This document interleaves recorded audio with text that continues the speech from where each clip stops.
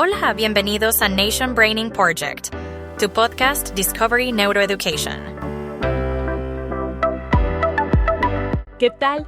Bienvenidos a esta exploración de ideas. Hoy nos metemos con algo que, de entrada suena pues a querer moverle el piso a lo que siempre nos enseñaron, ¿no? Sobre el inglés. Tenemos unas notas sobre un postulado de un tal Toño Vicas, que lanza una pregunta, digamos, bastante provocadora.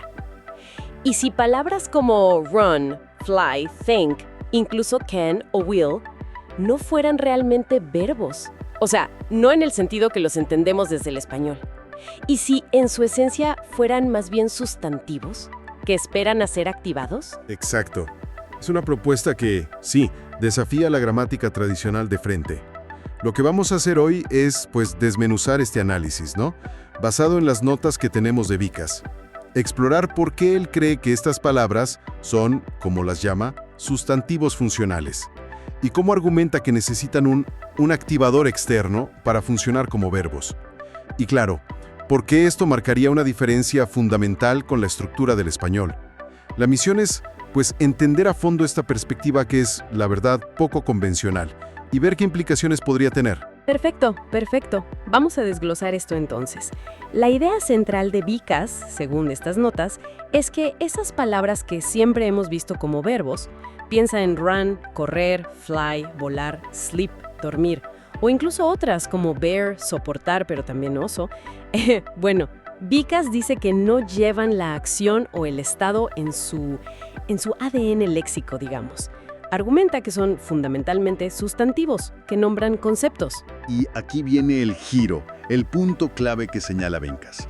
Estas palabras solo adquieren una función verbal de manera secundaria, casi como prestada, ¿sabes? Y siempre condicionada por el contexto gramatical que las rodea. O sea, necesitan algo externo para, digamos, encender su potencial verbal.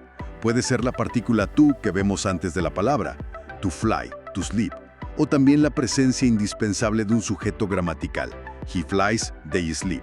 Establecen una relación. La acción o el estado, según Vicas, no está inherentemente en flight o sleep, no. Emerge de la estructura completa, del rol que juegan en la oración. Vicas lo llama verbo por contexto, no por naturaleza. Y pone ejemplos que ayudan a verlo, ¿no? Como la palabra book, libro, clarísimo que es sustantivo. Pero si decimos I need to book a flight, necesito reservar un vuelo, o she books tickets online, ella reserva boletos en línea, ¡pum! De repente book actúa como verbo. Pero la palabra book en sí mismo no cambió. Es la misma, solo cambió su trabajo en esa frase. Es como si book estuviera esperando instrucciones. ¿Hoy qué me toca hacer? ¿Objeto o acción? Precisamente. O piensa en water, agua. Claramente un sustantivo. Pero puedes decir you need to water the plants. Necesitas regar las plantas. La palabra water no se transformó internamente. Fue la estructura subject plus verb plus water. Esa estructura le dio una función verbal temporal. La clasificación gramatical, viéndolo así, no depende de una esencia fija de la palabra, sino de cómo se comporta en la sintaxis de la oración. La función precede a la esencia, o mejor dicho, la función define el papel de la palabra en ese momento específico. Entiendo cómo funciona con palabras como book o water. Esas ya las vemos como sustantivos que pueden, digamos, saltar a función verbal. Pero aquí es donde, mi cabeza empieza a dar vueltas. ¿Qué pasa con palabras que parecen ser pura acción, como run, eat, think, correr, comer, pensar? ¿Cómo sostiene Wittgenstein que esas también son sustantivos en esencia? Suena tan contrario a la intuición. Es la parte más radical del argumento sin duda. Vicas parece sugerir que incluso palabras como run o think nombran conceptos. El concepto de correr, el concepto de pensar. Y que necesitan exactamente la misma activación contextual. La palabra run, así solita, aislada, es solo la etiqueta de esa idea. Solo cuando decimos I run o to run, es que la estructura la obliga a desempeñar un papel verbal. La acción, entonces, se construye en la interacción, entre el sujeto, I, y la palabra base, run, o entre el to y la palabra base. La palabra sola no es el motor de la acción, es más bien el contenido conceptual que se activa. Vale. Estoy procesando. Es como si la palabra fuera la materia prima, ¿no? Y la gramática, el sujeto, el to, fuera la máquina que le da forma y uso como verbo en ese momento. Y esto nos lleva a otro punto que mencionan las notas y que me parece crucial: los verbos modales. Palabras como can, will, may, might. Siempre nos los presentan como un tipo especial de verbo, un auxiliar, pero Vikas, siguiendo su lógica, argumenta que tampoco son verbos en origen, también son sustantivos funcionales. Exactamente. Vikas extiende su argumento hasta allá, hasta los modales. Sostiene que can, la idea de poder de capacidad, o will, la voluntad del futuro, son, en esencia, sustantivos que expresan conceptos abstractos. Su capacidad para indicar posibilidad, futuro, permiso, etc., no viene de una naturaleza verbal intrínseca, sino de cómo se integran en la estructura de la oración, típicamente entre el sujeto y la palabra base, el otro sustantivo funcional. Adoptan una función modal, gracias a su posición y a su combinación con otros elementos. No porque sean verbos modales por sí mismos. ¡Wow!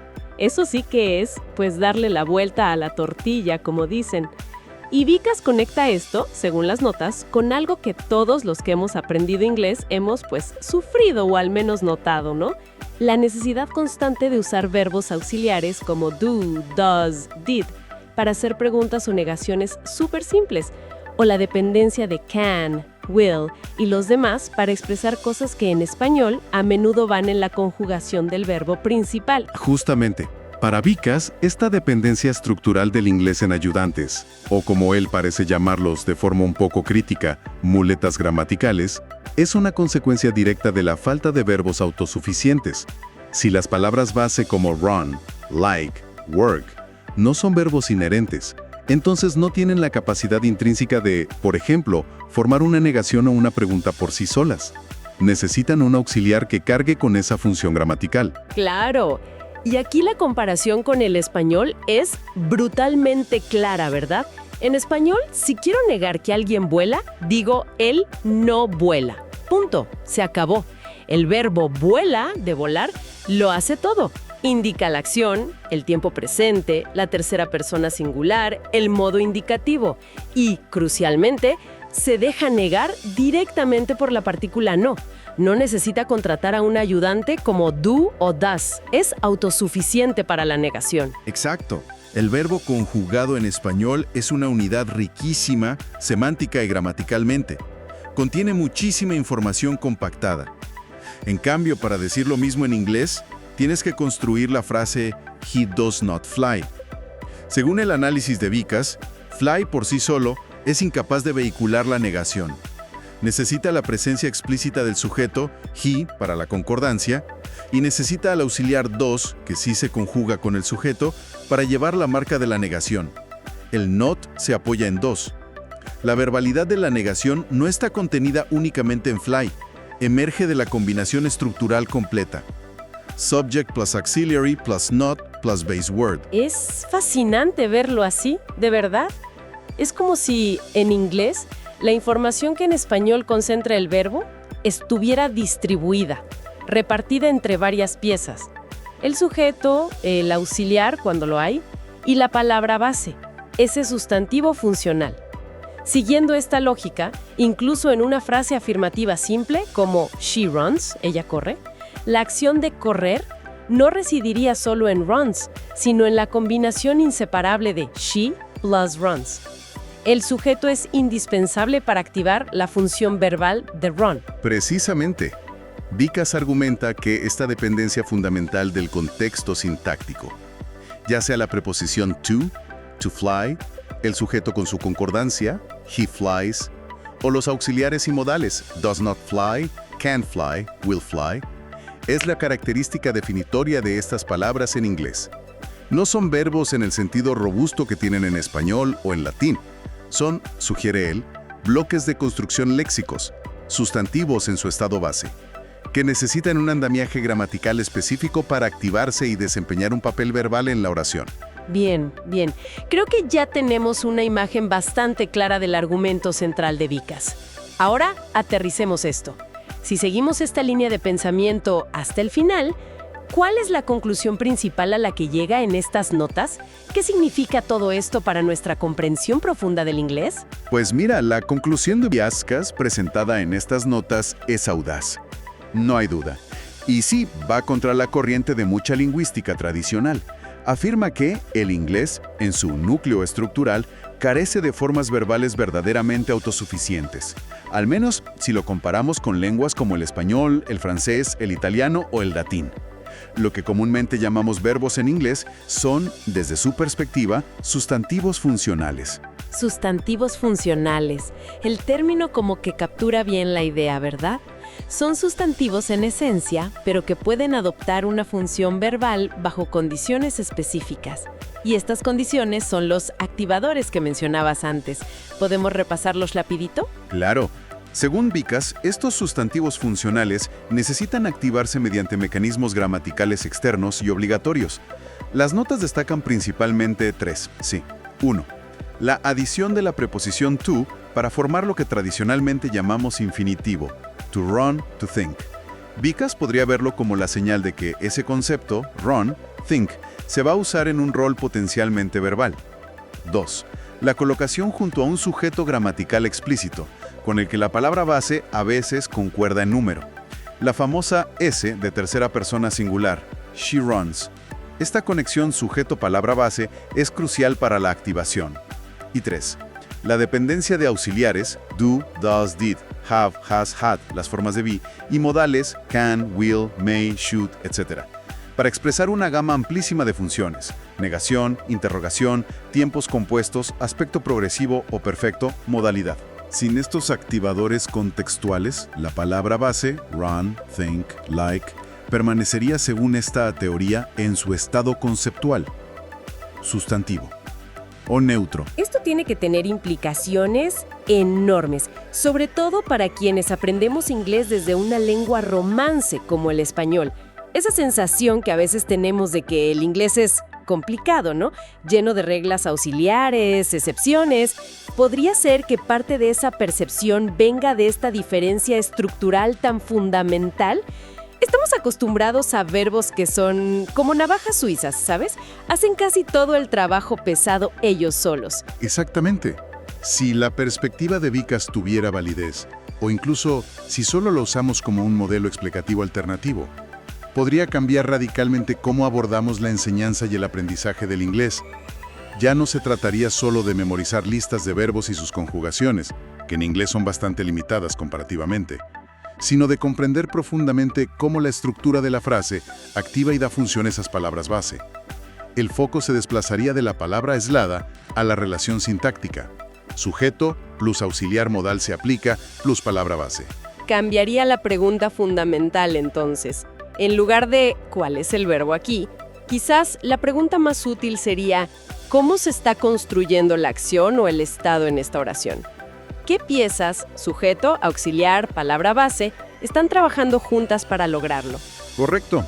Esta perspectiva redefine la verbalidad en inglés. No sería una propiedad inherente de palabras como walk, talk, think, sino una construcción sintáctica, un resultado que emerge de cómo se combinan las piezas en la oración. La acción o el estado surgen de la interacción, no emanan de una única palabra verbo todopoderosa como en español. Para alguien que viene del español, donde el verbo conjugado es el rey indiscutible de la oración, bueno, esto requiere un cambio de paradigma mental importante. Quizás esto explique por qué estructuras como "Do you like pizza?" o "He doesn't work here" nos resultan tan poco intuitivas al principio. No es solo que aparezca un do o does como de la nada. Es que, según Vickenshall, like o work por sí solos no tendrían la capacidad inherente de formar una pregunta o una negación. Necesitan ese soporte estructural. Ahora, es importante matizar, claro. Esta es una perspectiva, la de Vikas, según estas notas que tenemos. La lingüística tradicional tiene sus propios modelos y razones muy robustas para clasificar palabras como run o think como verbos.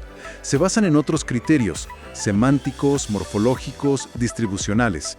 Vikas parece estar proponiendo un cambio de enfoque radical, uno que prioriza la dependencia sintáctica y la función contextual por encima de una supuesta esencia léxica inherente.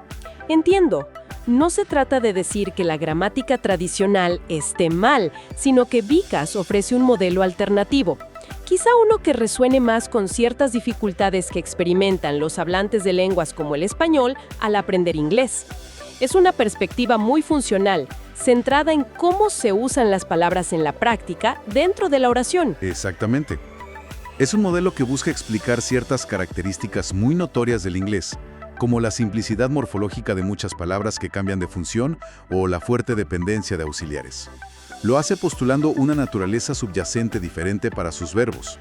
Ya podríamos discutir si este modelo lo explica todo o si tiene sus propias limitaciones, pero como herramienta para entender la lógica interna del inglés es sin duda provocadora. Entonces, si tuviéramos que pensar en cómo aplicar esta idea más allá de la teoría, ¿cómo podría cambiar la forma en que un estudiante aborda el aprendizaje? O incluso, ¿cómo un hablante nativo reflexiona sobre su propio idioma? Podría llevar a un enfoque mucho más consciente de la estructura de la frase, creo yo. En lugar de solo identificar el verbo, el estudiante podría entrenarse para identificar siempre el trío fundamental: sujeto activador, si lo hay, to, auxiliar modal, palabra base. Podría ayudar a internalizar por qué siempre se necesita un sujeto explícito en inglés a diferencia del español, o por qué los auxiliares son tan omnipresentes. Se entendería que no son adornos, sino piezas estructurales esenciales para que la acción o el estado puedan expresarse. Me imagino a alguien aprendiendo y pensando, ok, tengo el concepto trabajar, o sea, work. Ahora necesito un sujeto, I, you, she. Y, si es necesario, un activador como do o does para negar o preguntar, o will para futuro, o to si va después de otro verbo. Enfocarse en ensamblar la estructura completa, como si fueran legos. Exacto. Podría ser que reglas que parecen arbitrarias, como la AS de tercera persona o el uso constante de do, se sientan más como consecuencias lógicas, consecuencias de un sistema donde las palabras base son conceptualmente sustantivos, que necesitan ser puestos en marcha por la gramática que las rodea.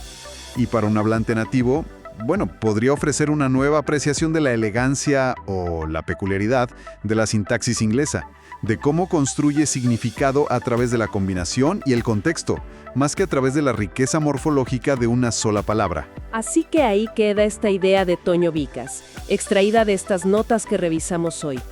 La posibilidad de que los verbos en inglés sean en realidad sustantivos esperando el contexto adecuado para activarse y funcionar como tales.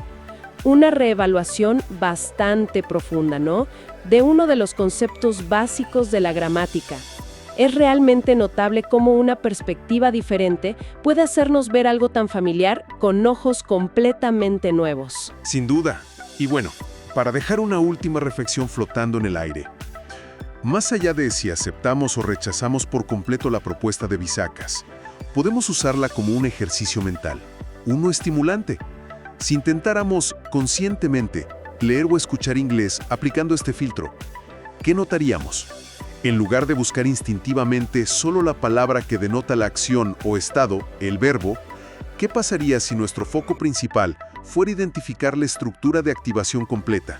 O sea, el sujeto, la palabra base conceptual y cualquier elemento intermedio, to, auxiliar, modal, que la pone en funcionamiento. Descubriríamos patrones que antes, quizás, pasaban desapercibidos. ¿Podría esta atención a la arquitectura de la frase ofrecer una clave distinta, quizás más reveladora para algunos, para desentrañar la lógica interna y la maquinaria fundamental del idioma inglés?